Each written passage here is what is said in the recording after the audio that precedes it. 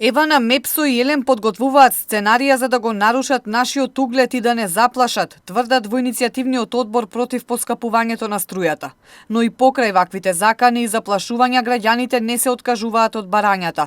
Во петок нови протести против поскапувањето на струјата.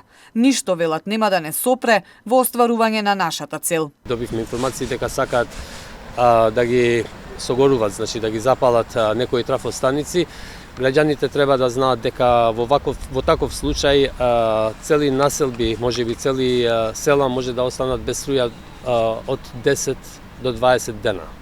Значи таквите сценарија кои ни доаѓаа како информации од внатре, од овие компании, значи има луѓе кои не се согласуваат со такви планови, не информираат дека тоа сакаат да го направат со цел, значи за да се наруши угледот и да се намали поддршката на граѓаните кон протестите. Од Регулаторната комисија за енергетика неодамна изјавија дека е можно одлуката да се повлече исклучиво ако Евана, Мепсо и Елем ги повлечат барањата за поскапување на струјата и се согласат дека ќе работат без добивка. Но на ова засега нема одговор.